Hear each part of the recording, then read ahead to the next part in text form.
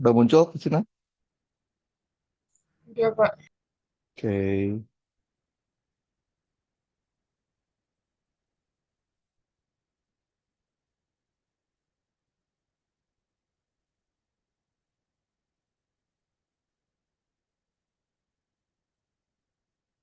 itu kita baca dulu ya.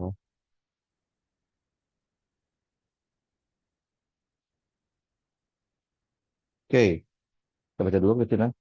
Nanti kita. Nah, pada percobaan celah ganda. Celah ganda berarti jumlah celahnya ada dua ya, Cina, betul? Cahaya monokromatik lambda 500 nanometer. Nano itu 10 pangkat min 9 meter. Sama aja 5 dikali 10 pangkat min 7. Kedua celah dengan jarak antar celah D 3 mikro. Mikro 10 pangkat min 6. Oke. L-nya jarak celah ke layar 2 meter. Interferensi titik P. Titik P itu sudutnya 6 derajat. Di titik P, sudut tetanya itu adalah 6 derajat. Oke.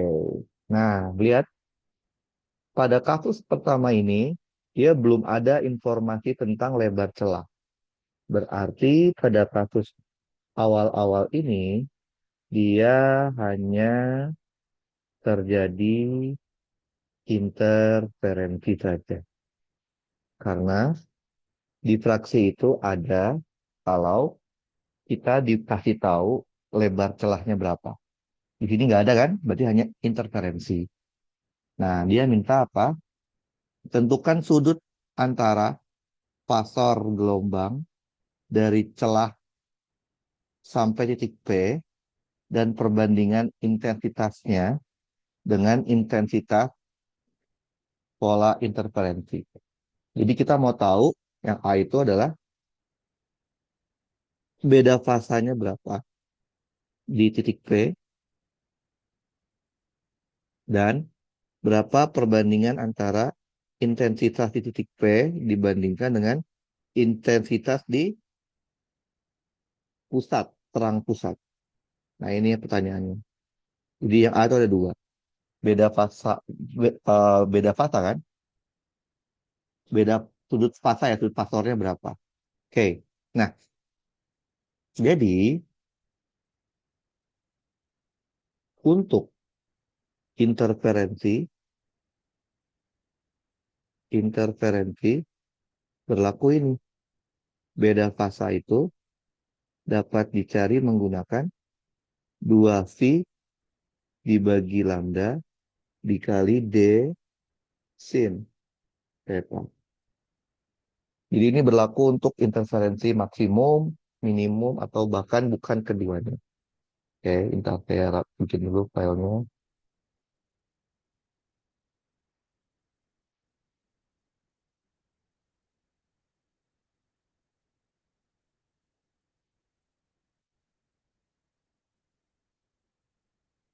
Oke, nah itu udah deh tinggal kita masukin. Berarti beda fasa di titik P, berarti kita punya apa? Beda fasanya sama dengan 2V per lambda dikali D dikali sin. Tadi kan soal dia bilang titik P itu tetanya adalah 6 derajat ya. Berarti sin 6 derajat. Berarti kita punya beda fasanya sama dengan 2pi dibagi lambda. Lambdanya berapa? 5 ke 10 pangkat min 7 dikali D. D-nya berapa? 3 ke 10 pangkat min 6 dikali sin 6 derajat. Berapa sin 6? 0,1. Oke. Kita sederhanain, berarti beda fasanya, nggak bisa sederhanain ya. Berarti kita coret ini sama ini sama ini. Berarti dapatnya 6 per 5 pi. Jadi jawabannya beda fasa pada titik P itu adalah 6 per 5 pi. Paham? Nggak, Justina? Ngerti? Paham, Paham nggak? paham, paham. Paham ya? Tinggal pakai rumusnya aja. Nah, terus dia minta perbandingan. Nah, Justina tahu nggak rumusnya? Rumus intensitas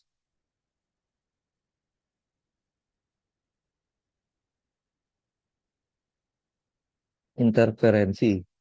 Ini khusus untuk N-nya sama dengan 2. Oke? Ini kan dua celah kan? Rumusnya apa? Di inter itu, rumusnya adalah I max dikali cos kuadrat beda fasa dibagi 2. Oke. Nah, yang diminta itu adalah I inter, kan titik P kan interferensi ya, dibandingkan terang satu I max. Berarti yang diminta soal itu adalah I inter per I max. I inter dibagi I max. Karena di terang pusat pasti I-nya I max, yaitu apa? Cos kuadrat beda fasa dibagi 2. Nah, tadi kan kita tahu ya, di titik P itu beda fasanya adalah 6 per 5 pi. Berarti sama aja ini cos kuadrat 6 per 5 dibagi 2 ya. 3 pi per 5. Oke. Nah, kok 3 pi per 2? 3 pi per 5. 3 pi per 5 itu kalau dihitung 3 ke 180 dibagi 5 sama aja cos kuadrat 108 derajat. Udah deh tinggal kita masukin. Cos 108 itu adalah 0,3 minus 0,31. Berarti I inter per I max-nya adalah minus 0,31 kuadrat. Maka dapatlah 0,31 kuadrat itu 0,091. Maka kita akan punya I inter dibagi I max itu adalah 0,0961. Karena perbandingan, maka tidak ada satuannya. Gitu. Paham, Christina? Paham. Jadi ini pertanyaan A, dia minta dua. Pertama minta beda fasanya, sama minta I inter banding I max-nya. Pertanyaan B, tentukan posisi titik P pada layar relatif terhadap pusat layar. Nyatakan apakah pola interferensi titik P itu orde maksimum, minimum, atau diantaranya. Yang namanya posisi itu Y. Kan tadi kita punya apa? Beda fasa itu, rumusnya apa? 2V dibagi lambda dikali D sin theta. Oke. Kalau tetanya kecil, kecil itu bisa kurang dari 10 derajat, maka sin theta itu dapat didekati menjadi tan theta. Oke. Yaitu Y dibagi L. Kalau tetanya kecil, maka kita punya apa? Beda fasanya dapat diganti menjadi 2V per lambda dikalikan dengan D Y per L. Tadi kan kita udah tahu dari pertanyaan A, di titik P Beda fasanya tadi berapa? Beda fasanya itu adalah 6/5 pi. 6/5 pi. Maka kalau kita masukin ke situ, kita akan punya 6 pi/5 sama dengan 2 pi dibagi lambda dikali D kali YP per L. Kita bisa hilangkan 2 pi-nya, maka kita akan punya posisi titik P itu adalah 3 lambda L dibagi 5G. Kita masukin angkanya 3.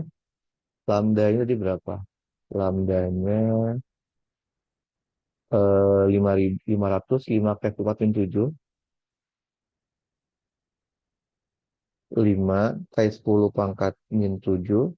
L-nya 2 dibagi 5D. D-nya berapa? D-nya tadi berapa D-nya? D-nya adalah 3 kali 10 pangkat min 6. 3 kali 10 pangkat min 6. Coret 5-nya, coret 3-nya. Berarti kesimpulannya posisi titik P dilihat dari terang pusat adalah 2 dikali 10 pangkat min 1. Atau sekitar 0,2 meter. Oke, sekarang masih pertanyaan B. Dan B itu dia minta titik P itu termasuk titik interferensi maksimum, minimum, atau di antara maksimum dan minimum. Oke, jadi saya mau kasih tahu kayak gini. Pada kasus interferensi, pada kasus interferensi,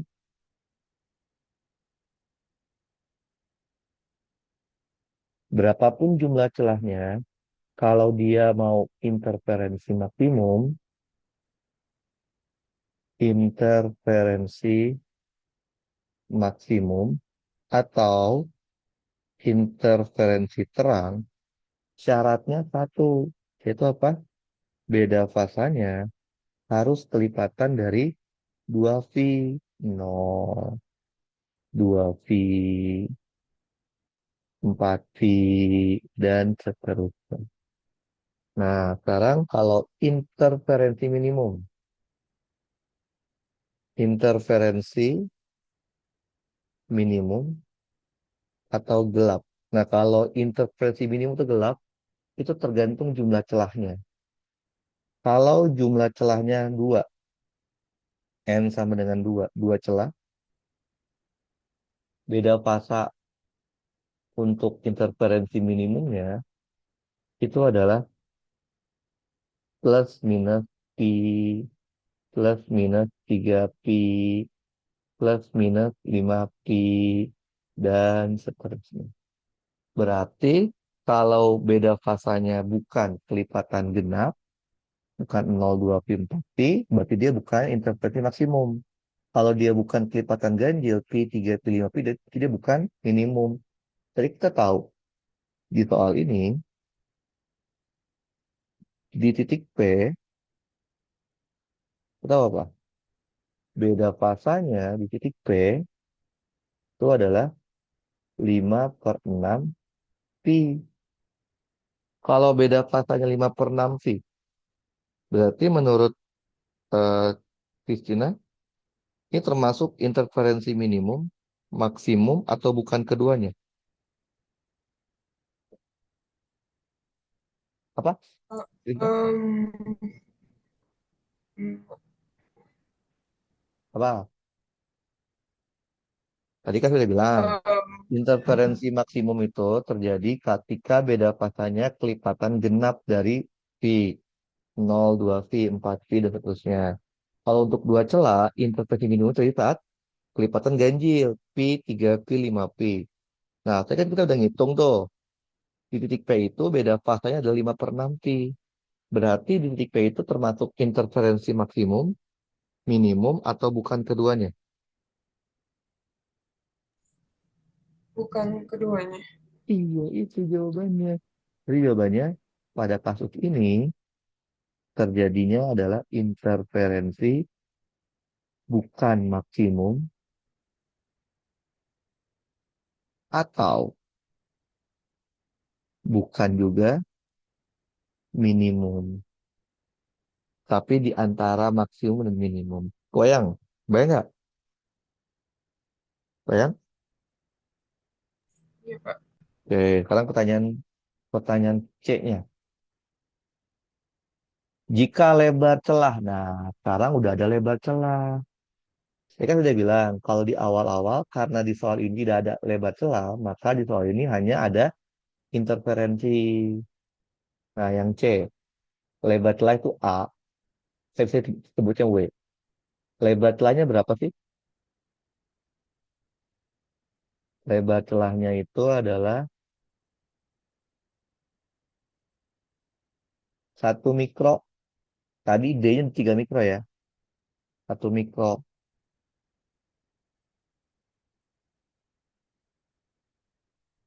Oke.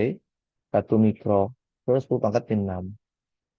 Boleh nggak ini saya bilang W-nya atau A-nya itu adalah sepertiga dari D.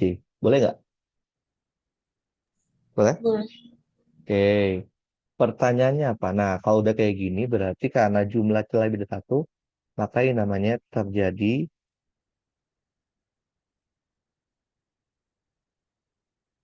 interferensi dan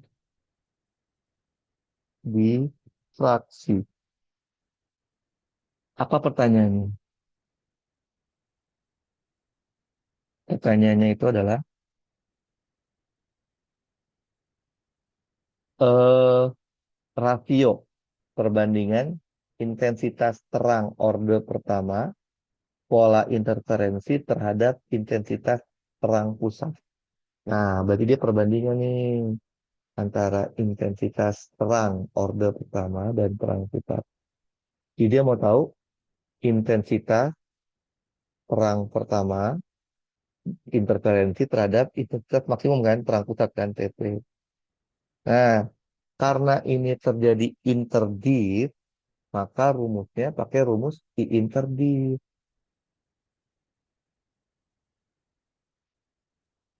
Rumus I interdif. Rumusnya apa? Ini. I interdif sama dengan I mat kuadrat dikali cos beda fasa per 2 dikali sin I W sin theta per lambda dibagi pi W sin theta per lambda dikuadratin. Oke. Nah, yang diminta adalah I inter dibagi ITP. ITP kan sama, oh, inter itu nggak kuadrat ya. Kali kuadrat ini, cos kuadrat. Oke. Nah, yang diminta soal itu adalah ini, I interdif dibagi dengan I mak. Karena di terang pusat pasti maksimum. Berarti adalah cos kuadrat beda fasa dibagi 2 dikalikan dengan sin pi W per lambda dibagi pi W sin theta per lambda. Oke, kita masukin. Dia mintanya apa? Perbandingan antara terang pertama interferensi ya. Terang pertama kalau saya. Terang pertama interferensi dengan terang pusat. Jadi kita udah tahu ya. Untuk interferensi itu, mana sih? Nah, maksimum tuh ini. Nah, ini kan, ini namanya terang pusat, ini namanya terang pertama, ini terang kedua, dan seterusnya. Berarti kan soalnya mau terang pertama kan? Jadi kita tahu untuk terang pertama, untuk terang terang pertama interferensi, kita tahu kan, beda fasanya itu adalah 2pi. Ya. Nah, kalau gitu, pi dikali W dikali sin theta per lambda adalah pi, tadi W-nya berapa? Sepertiga D sin theta dibagi lambda. Oke, berarti kita punya pi, D-nya berapa? Sepertiga D itu berarti,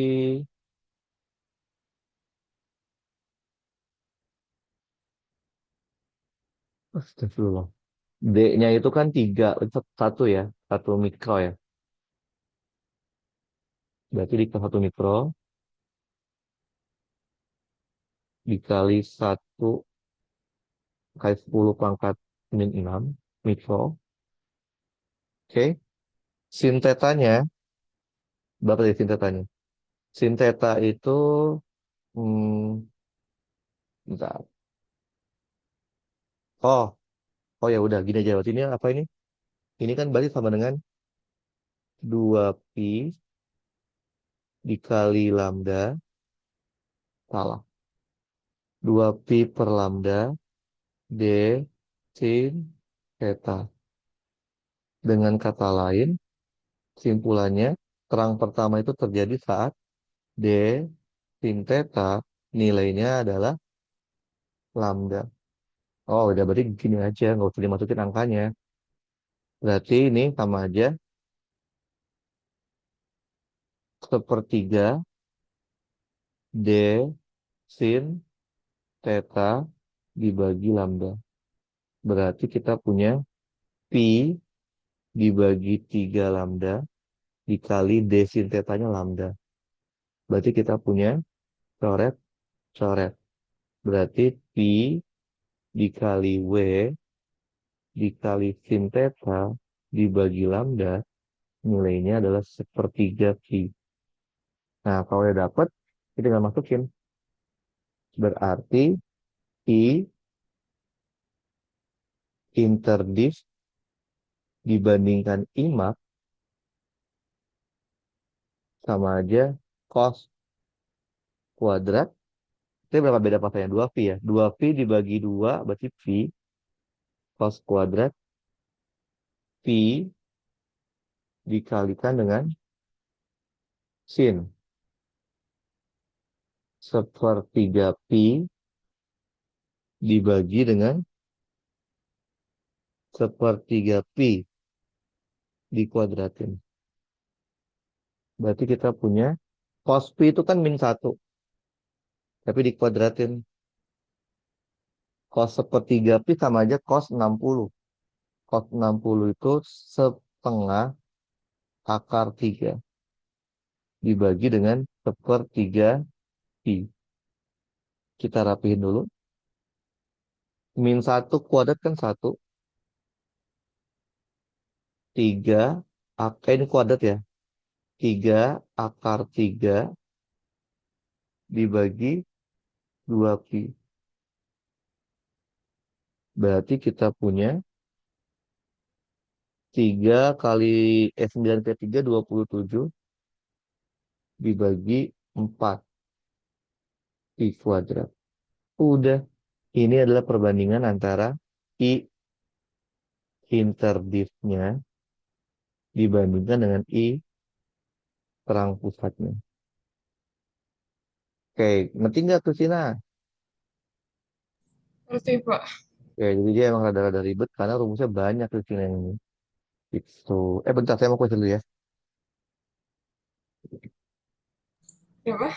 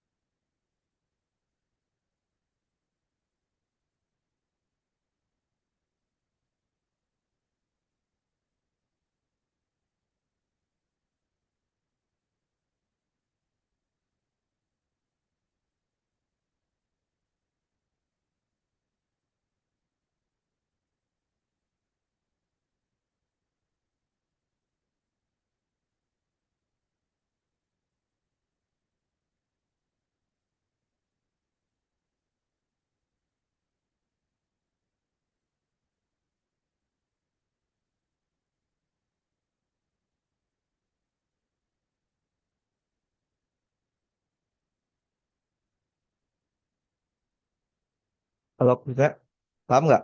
Ngerti nggak? Paham. Paham? Ya, Pak. Oke.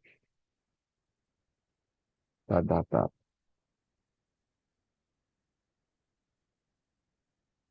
Hmm.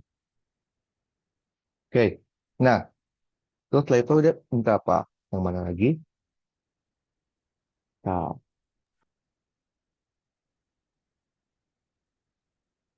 nah, itu sini. Oke, yang cara gambar grafik perubahan energi itu nomor berapa di sini? Em, Nomor berapa di sini? Cara gambar grafik perubahan energi. Setelah kita kebanya, ya oh ya gambarnya. Nomor 2, 3, 5 UAS. Oke, kita coba UAS dulu ya. oh ya, UAS 2, itu aja. 3, 5. Tadi kan 5 udah. Berarti kan 3 sama 2 dulu.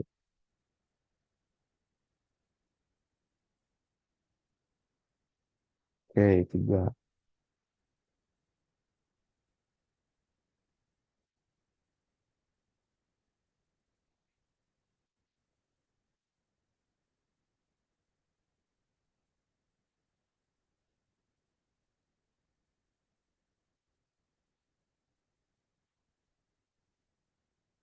Oke,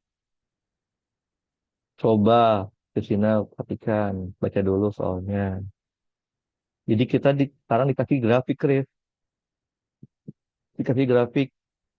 Grafik apa? Grafik tegangan dan arus terhadap waktu. Coba lihat. Dari grafik sebelah kanan, Christina bisa dapat apa aja informasinya. Kita bisa tahu kalau, apa ini? 10 Oke, volt. kita bisa tahu kalau P maksimumnya itu adalah berapa? P maksimum R ya. Salah, sorry, sorry. 10 volt ya. Itu VR maksimum ya. Kata maksimum, maksudnya. Berarti VR,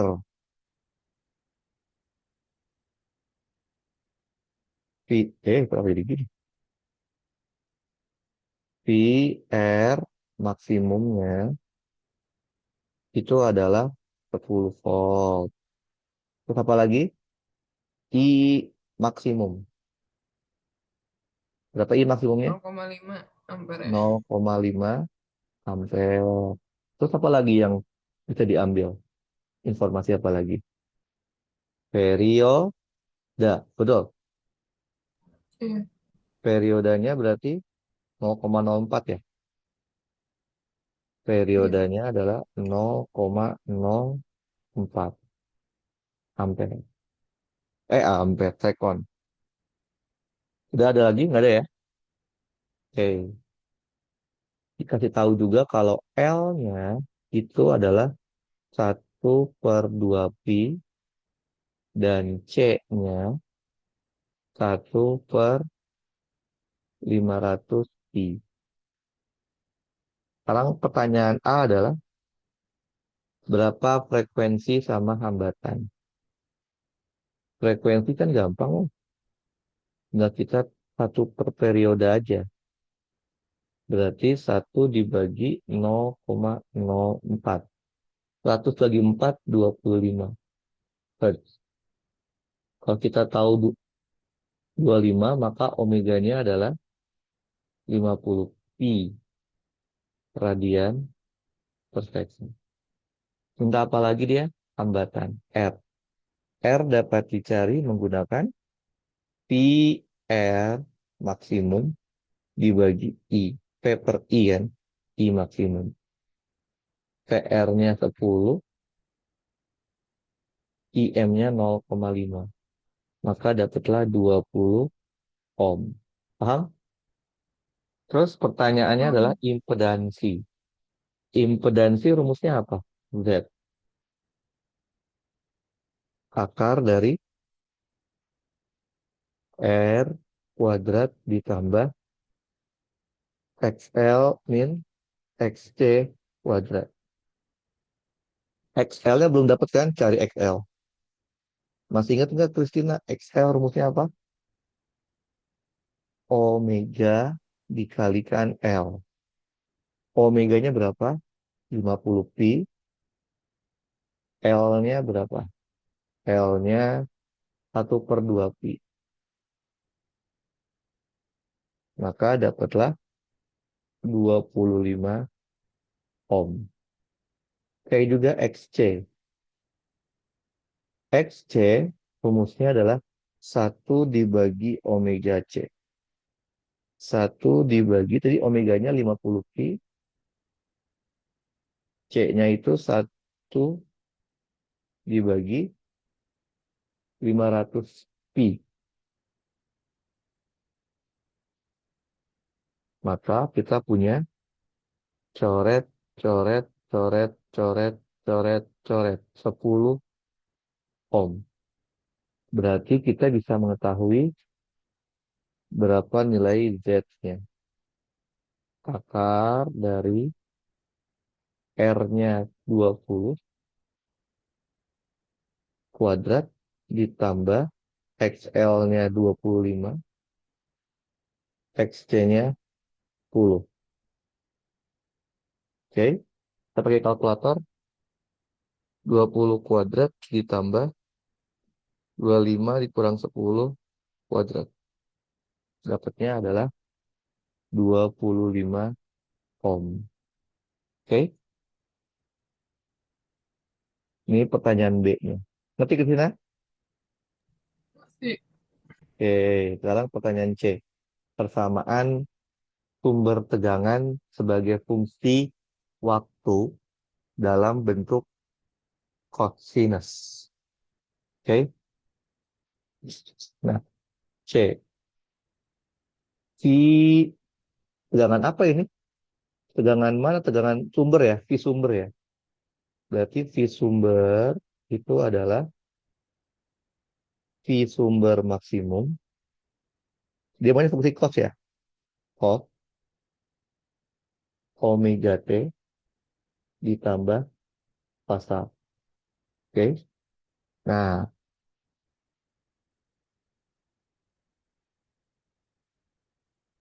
oke. Sebelumnya kita cari dulu I-nya ya.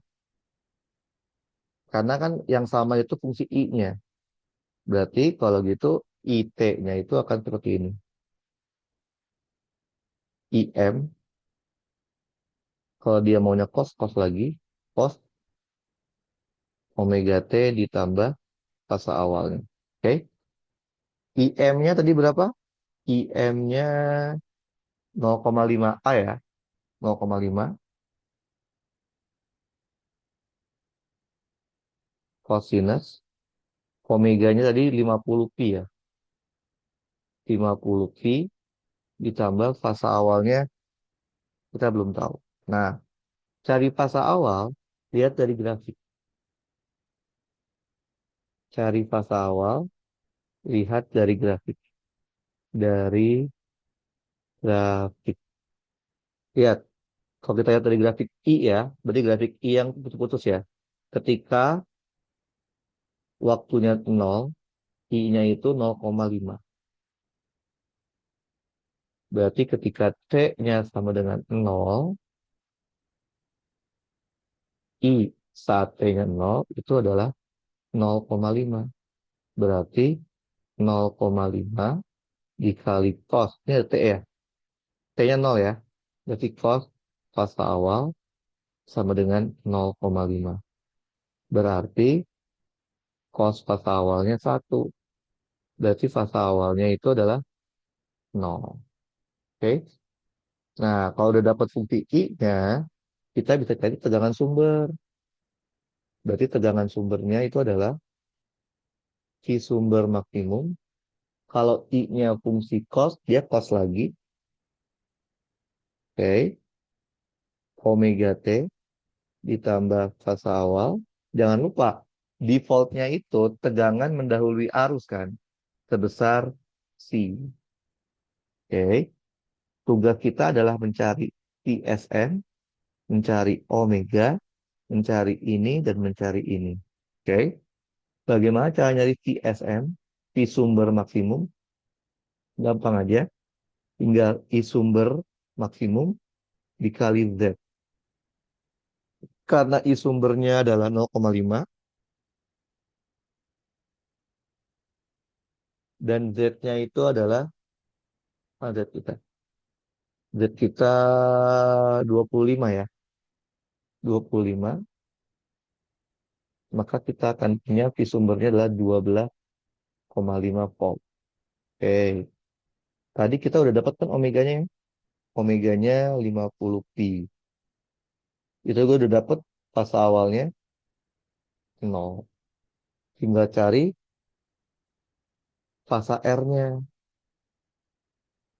Saya itu tahu ya, fasa resultan, fasa R, itu adalah tan inverse dari XL min XC dibagi R. Berarti tan inverse XL-nya di berapa? XL-nya 25, XC-nya 10. 25 min 10 dibagi R-nya berapa? R-nya 20. Oke, kita pakai kalkulator. Shift tan 25 kurang 10 dibagi 20. Oke, dapatnya sekitar, berarti ini shift berapa ini? Berapa ini? 15 per, itu ya. 15 per 20 ya. 3 per 4 ya. 3 per 4 itu sekitar 37 derajat. Tapi ingat, harus diubah ke radian.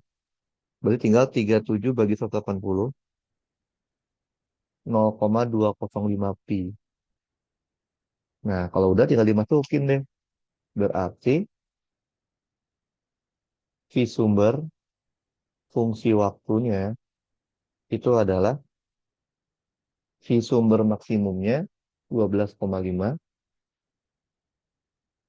Oke. Terus jadi banyak cos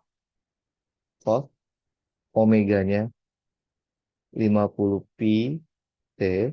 Fasa awalnya 0 ditambah fasa resultannya 0,205 pi. Satuannya volt. Paham nggak, Christina? Ngerti? Paham, Pak. Oke. Jadi ini materi RLC ya. Oke. Terus nomor 2.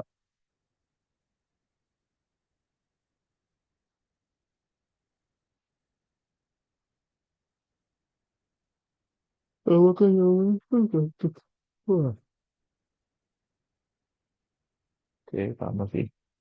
Ya, ya, oke, sama. Sama persis. Oke, nomor 2. Nomor 2 tentang induksi. Induksi bukannya udah pernah saya ajarin ya? Udah ya? Iya, pernah, Kak. Ya, itu kenapa? Kenapa ini susah menurut Cicing? Kenapa? Kenapa ini dipilih untuk dikerjakan menurut Cicing? Nggak Emang apa, susahnya di agak mana? bingung aja. Aduh. Oke, coba dibaca dulu Kristina. Oke, panjang sisinya 2 meter, B-nya GGL apa itu? Baterai, GGL baterainya, GGL dari baterainya 20 volt, GGL lagi apa? B-nya dikasih tahu, B-nya fungsi waktu berarti 0,04 dikurang 0,85 T Tesla. Oke, yang A minta apa, Christina? A minta apa? GGL induksi. GGL Kenapa induksi. harus? Kita ingat nggak? Saya pernah ngajarin. Kita tidak akan pernah bisa mencari GGL induksi kalau belum mendapatkan flux magnetiknya. Gitu ya? Bentar ya. Oke. Kita tidak akan bisa mendapatkan GGL induksi kalau kita nggak dapetin fluxnya. Maka terlebih dahulu untuk mencari ini, kita harus cari fluxnya dulu. Flux magnetiknya. Nah, flux makanya itu ada rumusnya ada dua. Rumus dasarnya itu integral. Integral dari B dot dA.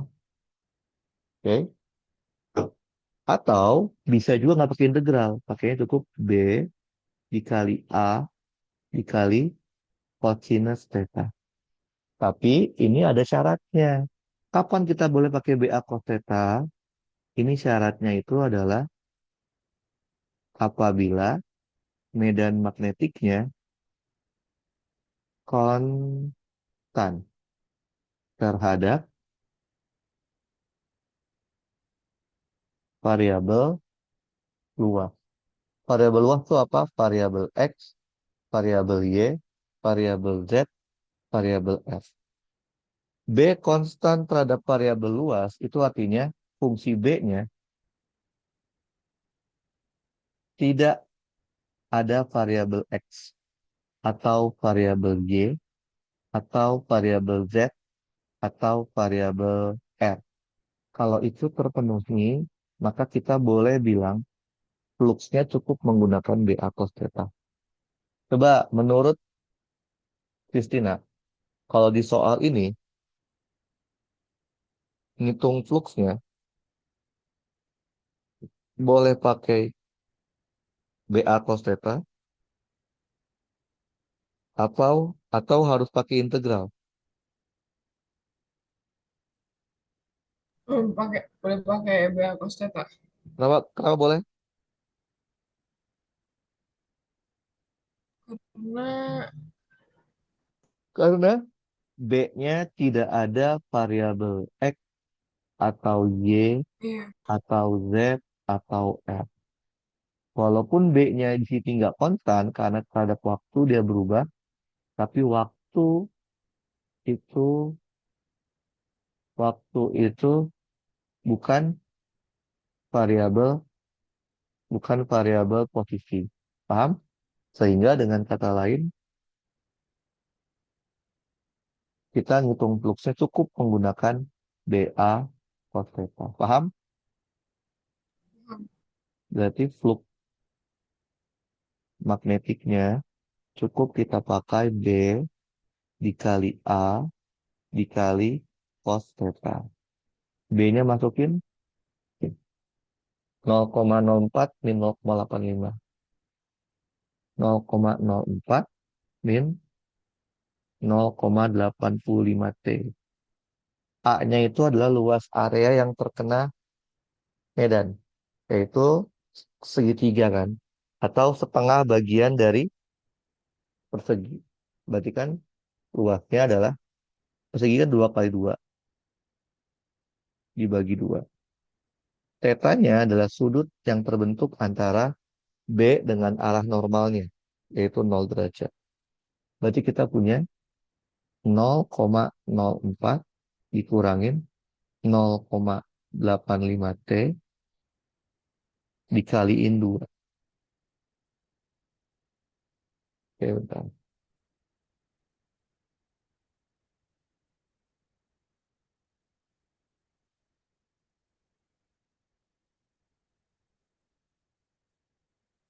Oke. Nah, udah deh kita kaliin. Berarti kita punya fluxnya adalah 0,08 dikurang 1,7. Oke. Satuannya flux adalah Tesla meter kuadrat. Setelah fluxnya dapat, barulah kita bisa mencari GGL induksinya. Yaitu apa? Min N D per dt dari flux magnetiknya. Kalau N itu jumlah lilitan. Kalau nggak tahu kita anggapnya satu. Berarti min 1 D per dt masukin fluxnya. 0,08 dikurangin 1,7 T. Berapa turunannya, Christina? Turunan dari 0,08 ditambah 1,7 T berapa? Min 1,7. Min 1,7. Berarti kita dapat GGL induksinya sama dengan 1,7 volt. Lihat Cina. Tandanya positif kan? Itu artinya apa kalau positif? Arah dari B induksi searah dengan arah B aslinya. Oke? Karena B aslinya itu dot, maka pada searah B induksi juga dot. Pakai tangan kanan, Christina, tangan kanan yang dilipat, yang digenggam. B itu jadi jempol, maka kita akan tahu ada arus induksi ke arah sini. Paham, Christina? Oh, Paham? paham. Berarti jawabannya arah arus induksinya adalah berlawanan jarum jam. Berarti kesimpulannya arah dari arus induksinya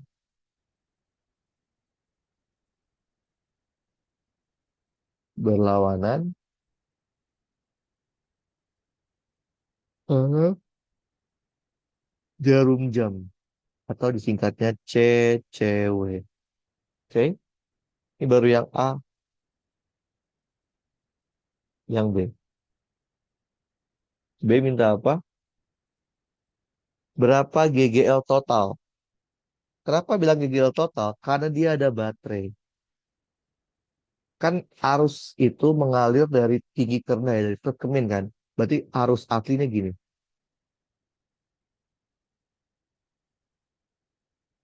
Paham?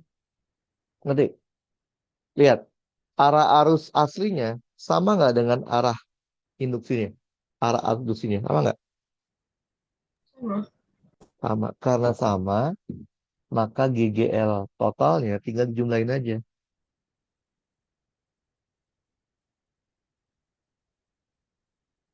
GGL akibat induksi ditambah GGL akibat apa namanya? Baterai. Ini apa GGL induksinya? 1,7 kan? GGL karena baterai dari baterai berapa tadi dia bilang? 20 volt. Berarti tambah 20 volt. Maka dapatlah 21,7 volt. Nah, sekarang pertanyaan C. C minta apa? Jika diketahui resistansi dalam rangkaian adalah 2 ohm. arus totalnya berapa? Ini gampang ya. Arus total didapatkan dari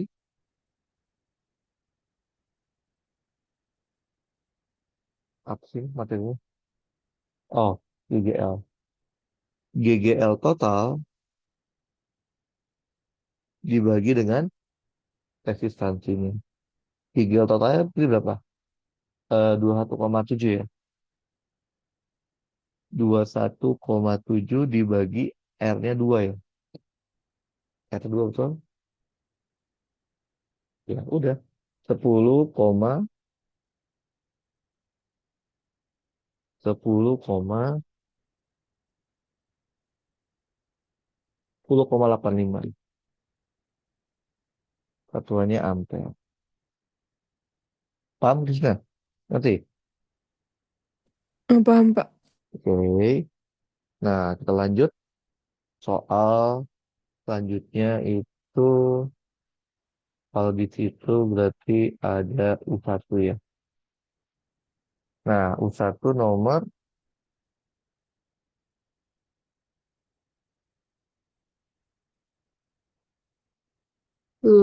ganti dulu. U1-nya nomor 5. Oh, yang RLC, yang rangkaian DC ya. Jujur aja kalau yang itu sebenarnya yang bikin susah adalah rangkaian DC-nya. Kalau konsepnya sih gampang. Bisa.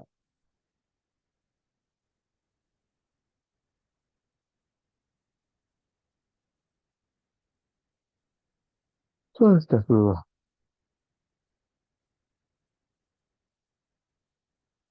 Manusia nomor 5. Nah,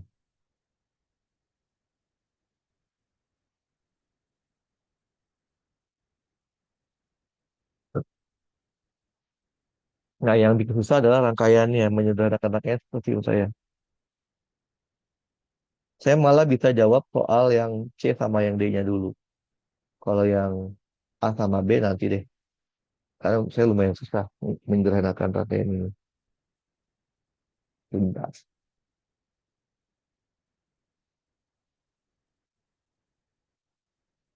Hmm.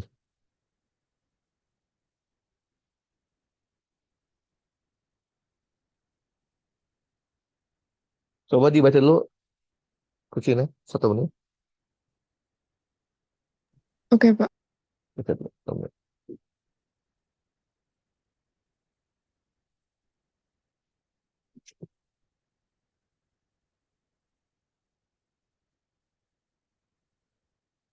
R4, R4. Dan besar arus hubungan antara R1, R4, R5.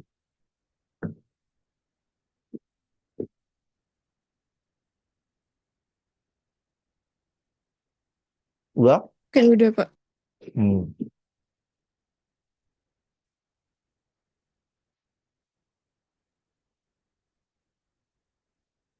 Oh ya. Hmm. Nah, saya malah akan jawab yang C sama yang D dulu aja ya. Oke, Pak. Nah, lihat kalau yang C deh. Si R3 dijadikan kapasitor. Oke. Nah, ketika R3 dijadikan kapasitor, R3 diubah menjadi kapasitor C, ya. Maka kita akan punya rangkaian seperti ini.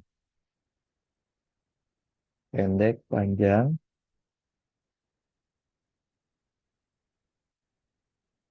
Ini R5,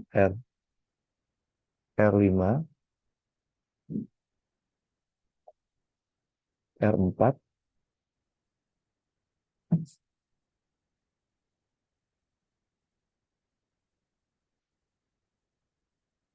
terus nyambung sama ini, jadi L2,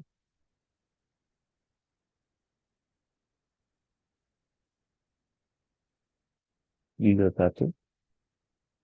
Nah, si R3 sekarang kita jadiin dia apa kapasitor ya. Ini si C-nya. Kemudian cabang 2, cabang lagi.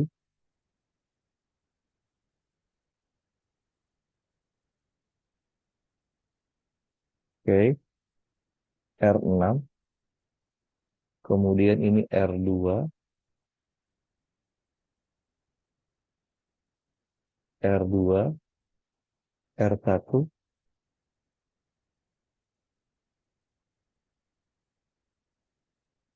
Oke,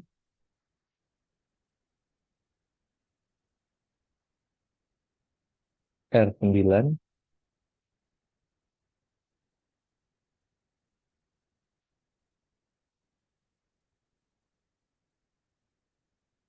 R8,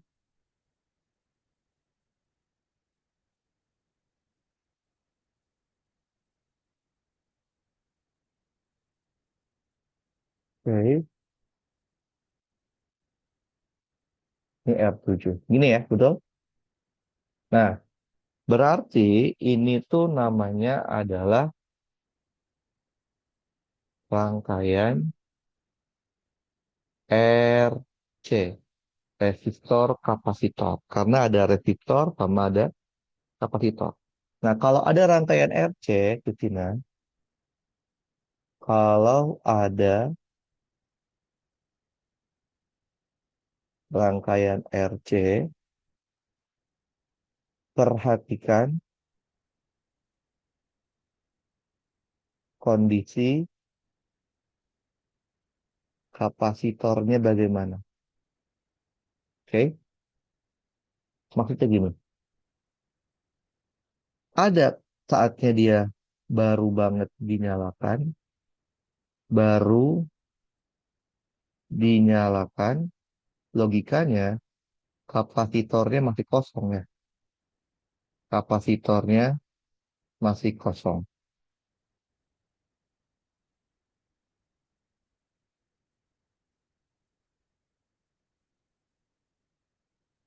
Nah, kalau kapasitornya masih kosong di rangkaian RC, maka kapasitor itu kita perlakukan seperti kabel. Kabel tahu ya? Kabel. Jadi kita nggak usah gambar kapasitor, tapi gantikan kapasitor itu dengan kabel. Kalau kasusnya baru nyalakan atau masih kosong. Nah, yang kedua, kalau sudah lama dinyalakan. Dengan kata lain, kapasitornya itu sudah dalam keadaan penuh. Kalau sudah penuh kapasitornya, maka kapasitornya itu kita anggap seperti saklar off atau eh, kabel putus. Nah, kalau coba baca deh di soal ini, kondisi kapasitornya gimana? Si C yang gitu. Setelah waktu yang cukup lama, kapasitor sudah penuh berarti ya. Paham? Nah, Um, ya saya bilang apa? Kalau kapasitor sudah penuh apa? Maka kapasitor jadi kabel, betul? Jadi kabel, saklar off ya. iya, Oke, sabar. kita coba lihat. Kita coba ya. Mana ini?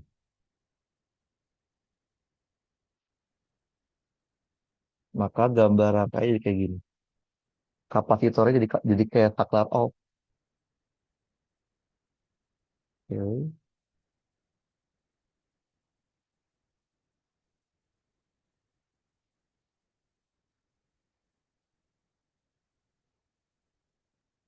paham? Ngerti? Ngerti. Oke, kalau kayak gini berarti apa? Si komponen ini nggak perlu dilihat kan? Ya nggak? Betul? Kenapa? Iya. Karena taklarnya off, diabaikan. Terus kalau gitu kemana arah arusnya? Ke sini, ke sini, ke sini. Gak mungkin ke C kan? Ke sini. Paham? Paham. Ya udah deh. Berarti yang diminta apa? Yang diminta di C adalah tentukan arus yang mengalir pada R6. Berarti ada nggak arus di R6? Nggak ada kan? Jadi kesimpulannya Aduh. arus di R6 jawabannya nol. Oke? Kemudian dia minta apa lagi? Berdasarkan kondisi C, tentukanlah muatan yang tersimpan. Muatan yang tersimpan. Apa rumusnya muatan tersimpan?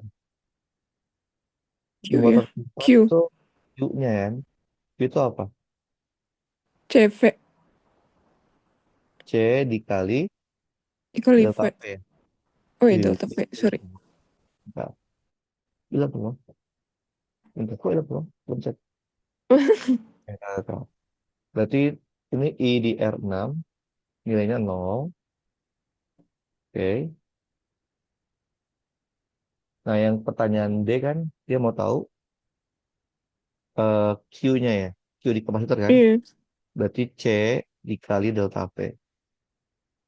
C-nya udah tahu ya. C-nya berapa? C-nya itu 2 mikro ya. Betul? Tinggal cek Yes. delta V dulu.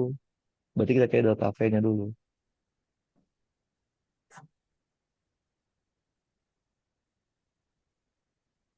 Gimana nyarinya? Ini adalah delta V pada ujung-ujung kapasitor. Mana ujung-ujung kapasitor? Ini kan. Iya. Titik A, titik B. Gitu ya. Oke. Jadi delta V di sini VA min VB dimutlakin. Oke. Ingat nggak bagaimana cara kita menghitung tegangan eh, waktu di bab indi Kirchhoff dengan menggunakan hukum Kirchhoff ya. Sigma Oh ya. IR ditambah sigma GGL. Nah, lihat. VA min VB itu artinya dari A mau ke B, betul? Dari A Betul. mau ke B kan dia nggak mungkin langsung kan, karena putus kan, betul? Maka dia akan ke sini. Boleh lewat mana aja ya? Lihat yang dekat aja deh, boleh? Boleh. Oke. Berarti dia melewati GGL 1 ya, positif ya. Dia melewati arus nggak? Ada R6 tapi nggak ada I-nya kan? Berarti nol dikali R6 ditambah GGL 1 doang ya. GGL 1. Berarti kesimpulannya delta V-nya sama dengan GGL 1-nya aja. GGL 1 berarti GGL 1.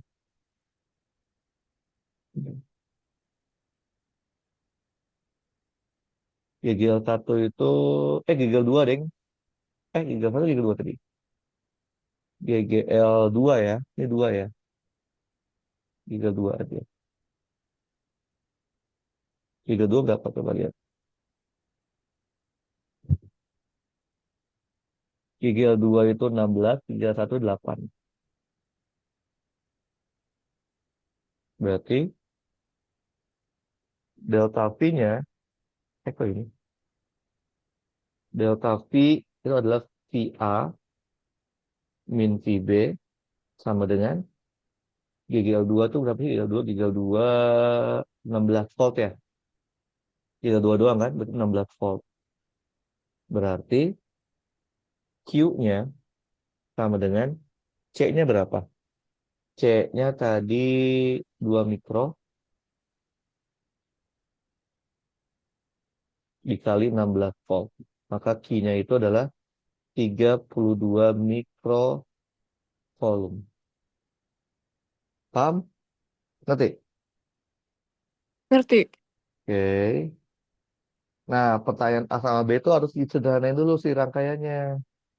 Oke, pinjem. Kita sederhanain dulu. Nggak bisa ya gini, begini.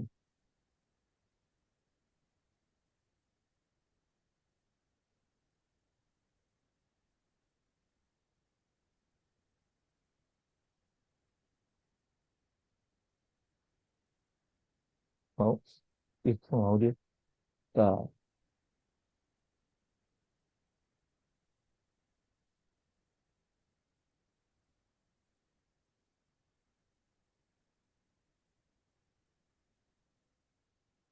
oke. Jadi kita harus menyederhanakan rangkaian dulu. Itu yang susah karena rangkaiannya itu nggak semudah yang diajarkan. Oke. Yang paling gampang ini kan. Kita bisa menyederhanakan antara R berapa nih? R1 dan R2 ya. Betul ya? R1 dan R2 kita sederhanakan menjadi RS1. Di mana RS1 itu adalah R1 tambah R2. Berapa? Berarti 4 tambah 4 8 ohm ya. 8 ohm.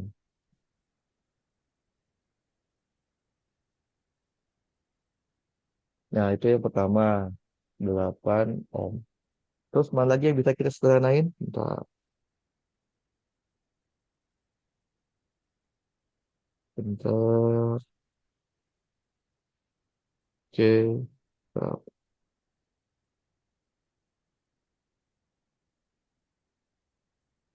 Kita bisa menyederhanakan si rangkaian yang mana lagi ya?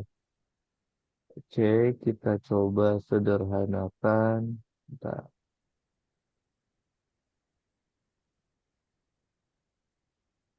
kita boleh dulu ya. Bentar ya.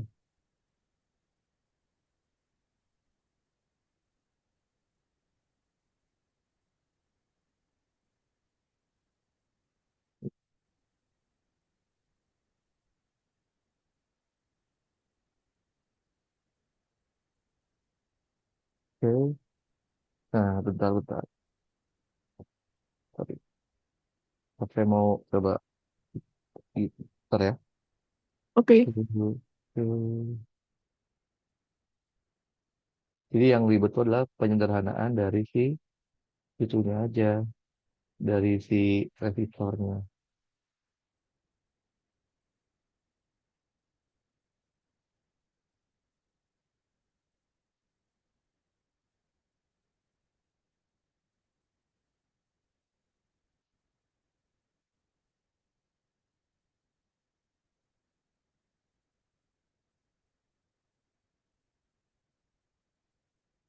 Oke, bentar.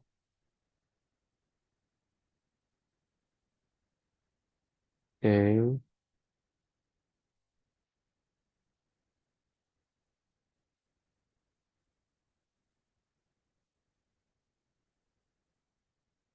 oke, bentar salah. Bentar ya.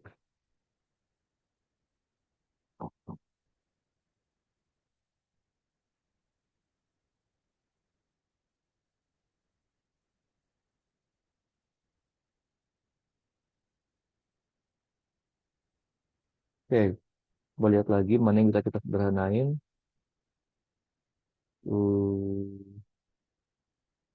Oke, kita coba lihat yang bisa kita sederhanakan.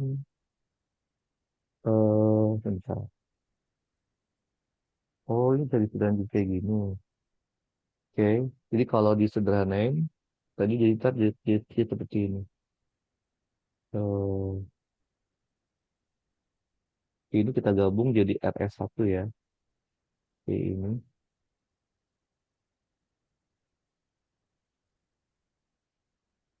RS1, ini R9, ini R8. Oke, nah ternyata si R7 bisa disederhanain kayak gini. Ini R7,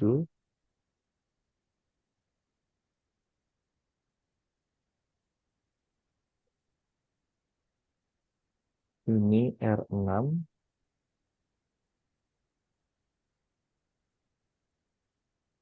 ini R3, ini GGL2.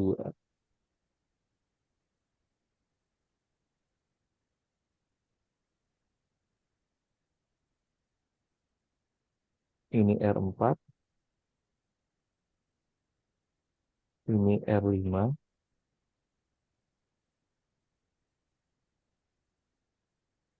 GGL1. Nah, berarti kita jadi seperti ini.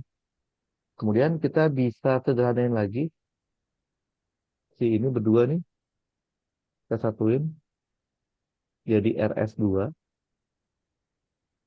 Berarti RS2 itu R4 tambah R5. R4-nya berapa? R4-nya 3, R5-nya 1. Jadi ini 4 ohm. Oke, kita sederhanain. Terus si ini bisa disederhanain kan? Si ini menjadi RP1. 1 dibagi RP1 sama dengan 1/R9 ditambah 1/R8. R8 berapa? R9 berapa? R8-nya 8, R9-nya 8 juga.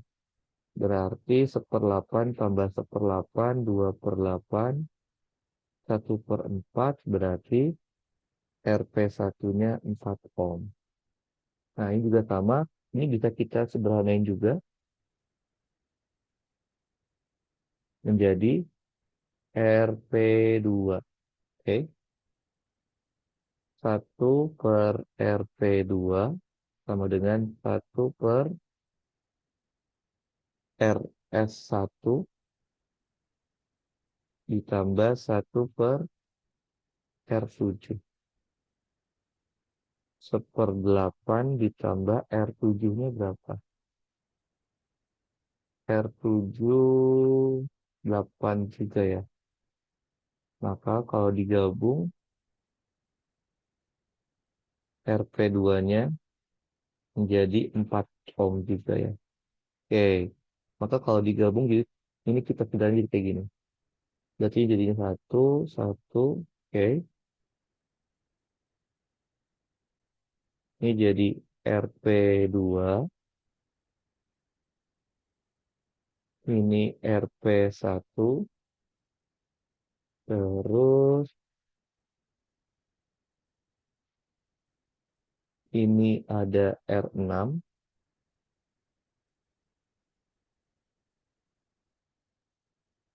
Kemudian ini ada R3.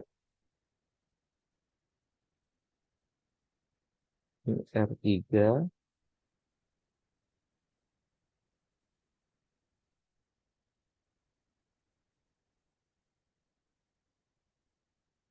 GGL2. Yang ini kita gabung menjadi RS2 ya. Oke. Sampai sini ngerti nggak? Ngerti, Justina? Mengerti, Pak. Oke, jadi ini emang yang ribet adalah penyederhanaannya. Nah, ini kita gabung lagi aja. Boleh ya? Jadi RS3, berarti RS3 itu adalah RP2 ditambah RP1. RP2 4, RP1 4, di 8 ohm. Nah, setelah itu RS3 sama R6 kita gabung menjadi RP3. Berarti 1/RP3 sama dengan 1/RS3 ditambah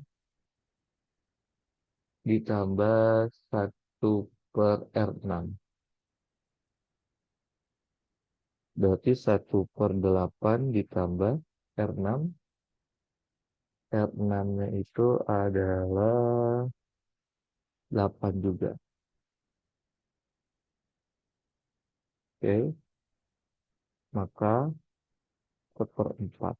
Berarti RP3-nya adalah 4 ohm. Nah, kalau udah, maka ini akan jadi seperti ini. Gambar rangkaiannya. Jadi yang dibuat adalah gambar rangkaiannya, Christina. Nah, ini adalah si Iya bener. RP3. Ini R3. Oke. Kemudian BGL2. Panjang pendek.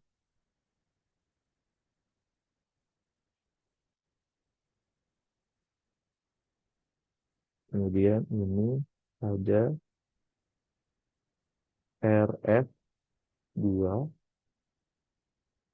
Ada power supply. Nah, kalau udah gini kan jadi lebih sederhana kan? Betul ya? Betul. Nah, kalau ini jadi lebih sederhana, Christina. Ya udah, kita sekarang mau nyari apa sih? Yang A itu. Yang A itu dia mau cari dengan menggunakan hukum Kirchhoff hubungan antara G1, G2, R4, dan R5. Oke. Dan besar. Bentar, saya belum sholat ke bentar ya. Bentar ya. Apa?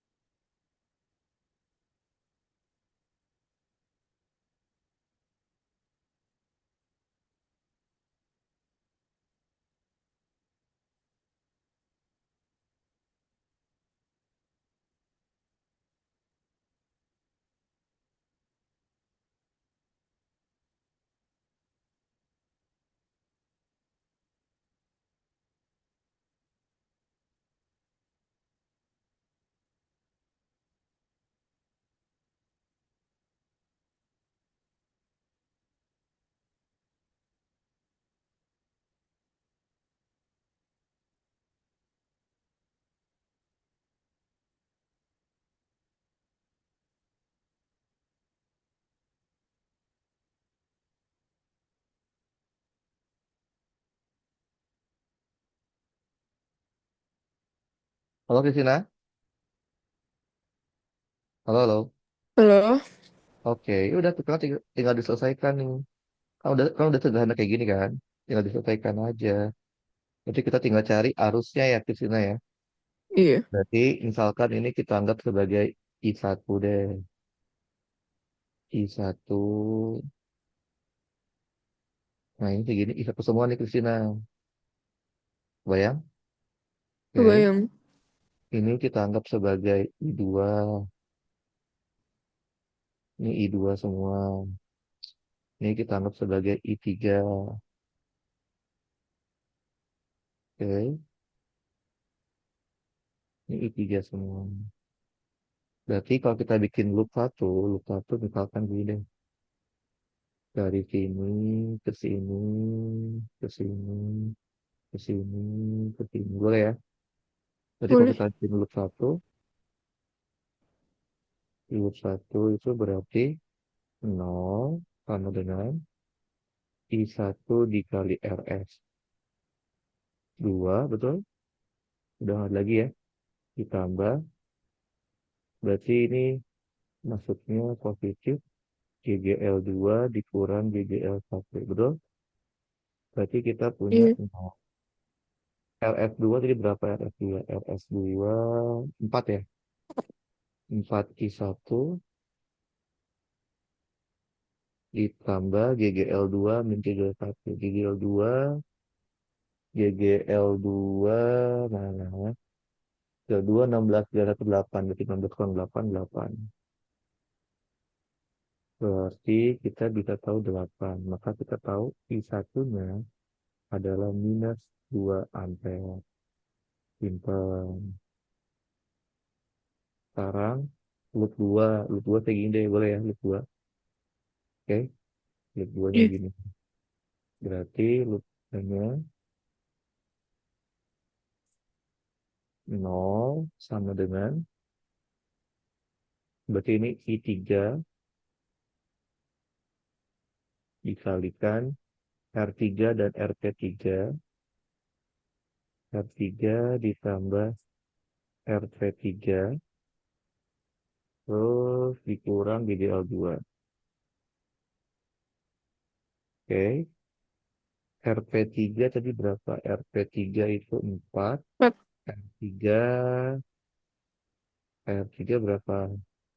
R3-nya 4 juga ya. Itu 8. Berarti 8 I3 dikurang 16. Maka I3-nya 2 ampere. Nah, cari I2-nya. Hubungannya apa? I3 I2. I1 tambah I2 sama I3 ya. Iya. I1 ditambah I2 sama dengan I3. Tadi I1-nya min 2, I2-nya nggak tahu, I3-nya 2. Berarti I2-nya itu adalah 4 ampere. Nah, udah dapat semuanya nih. Pertanyaannya apa? Pertanyaan A-nya itu adalah hubungan antara GGL1, GGL2, R4 sama R5. Ya udah bikin aja putaran kayak gini. Berarti kita punya apa? GGL4. Bikin putaran kayak gini aja. Bikin putarannya gini. Yang ini kan hubungannya ya. Nanti setengah kali itu hubungannya. Hubungan antara GGL1, GGL2, R4 dan R5 ya. Betul. Iya. GGL1, GGL2, R4, R5. Ya. Ya udah bikin aja gini putar aja boleh kan? Boleh. Berarti 0,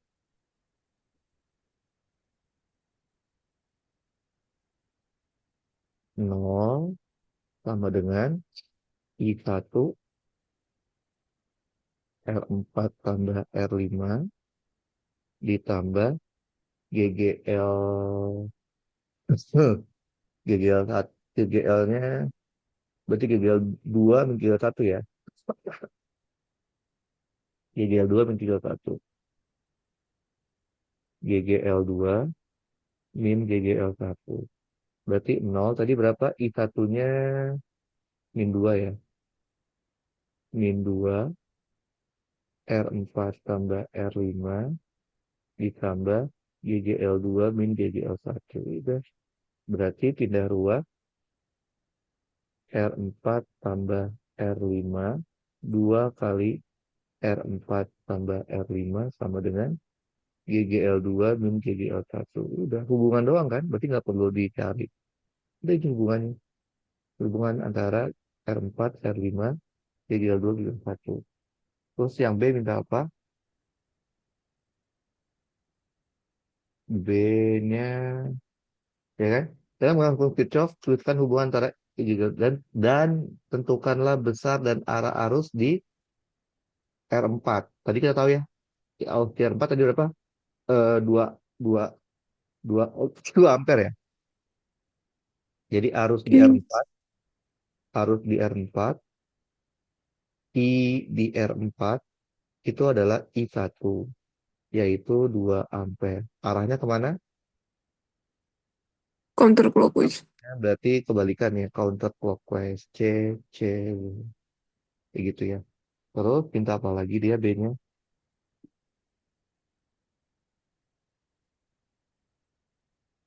Tentukanlah besar dan arah arus di R7. Oh, R7 itu berarti kan gabungan dari R besar dan arah arus di R7. R7 itu berarti kan dia ada di mana sih R7 itu? Kita tahunya yang mengalir di RP3 ya. R7 di sini kan. R7 itu RP2 ya. Iya. Berarti kan yang ngalir di RP2. Nah, ini kan tadi kita tahu ya. Tadi ini kan RP3 ya. RP3, I di RP3 itu kan I2. I salah. Berarti I3. iya I3. I di RP3 itu adalah I3. Yaitu berapa? 2 Dua. ampere. Nah, kita kan bukan mau nyari yang ini kan. Kita mau nyari di R7 kan. Nah, kita pecah si Iya. RP3 itu kan. RP3 itu kan kalau digabung itu didapat dari ini ya. Ketupat. Masih. RP3 ini ya. Kan dia digabung dari ini ya. RP3 kan. Ini ya. Berarti RP3 itu kalau dipecah, nah dia adalah begini. Kalau kita kan gini ya. RP3 tuh gini. Nih awalnya kan ini gini RP3. Nah ini kan arus yang mengalir. Ini kan RP3 nih.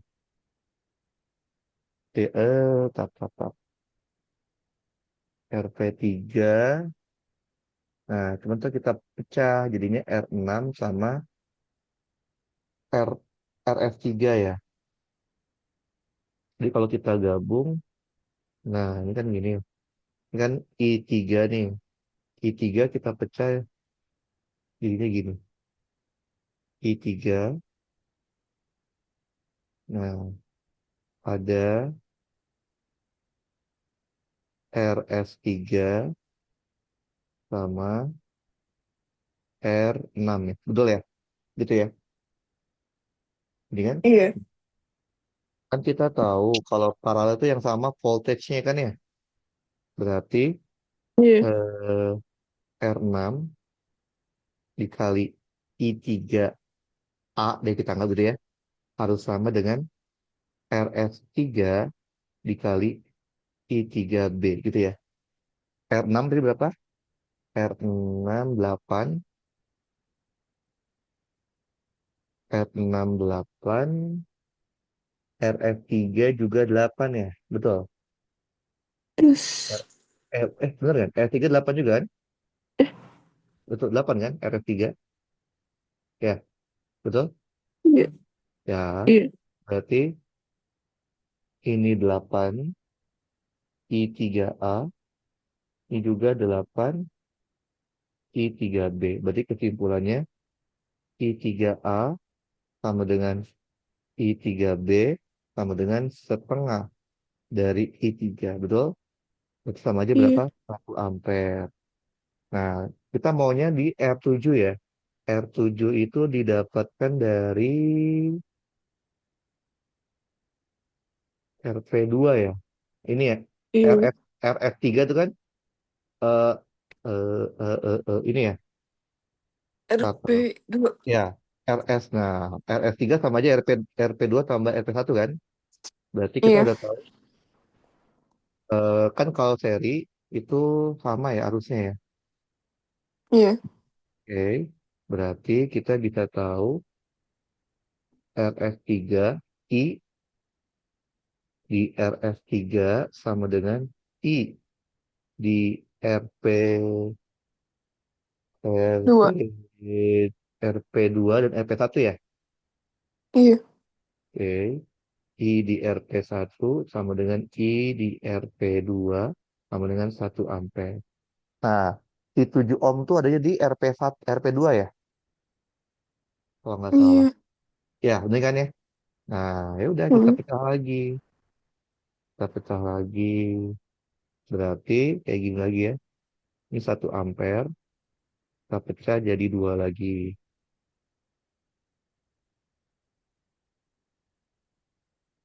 Ini adalah mana RS1 sama R7 ya. RS1 sama R7. RS1 R7. Karena paralel berarti yang sama tegangannya ya. Berarti RS1 dikali I, IA lah gitu ya. Sama dengan R7 dikali IB. RS1 tuh berapa? RS1 RS1 mana? 8. 8, R7 juga 8. Ya, Iya. R7 8 kan? Berarti sama-sama 8. Kalau sama-sama 8 berarti kebagi dua ya. Jadi kan karena ini dia 8, 8 IA sama dengan 8 IB. Simpulannya Iya. IA Sebenarnya. sama dengan IB sama dengan setengah ampere. Berarti kesimpulannya arus yang mengalir di R7 itu adalah setengah ampere. Gitu. Yang B minta itu kan ya? B mintanya arus yang mengalir di R7 ya. Mm-mm. Betul ya? Belum saya pastiin dulu. Ya, oke, gitu. Jadi ini yang susah adalah menyederhanakan rangkaian ini. Sebenarnya kalau udah Iya. rangkaian sederhana itu udah gampang. Kayak gitu. Oke, sampai sini ada Oke. pertanyaan? Enggak, Pak. Udah Ya, ngerti. nanti untuk bertanya sama rekamannya saya akan kirim lewat WA ya. Oke, mari. Oke. Cecilia. Kasih ya, Pak.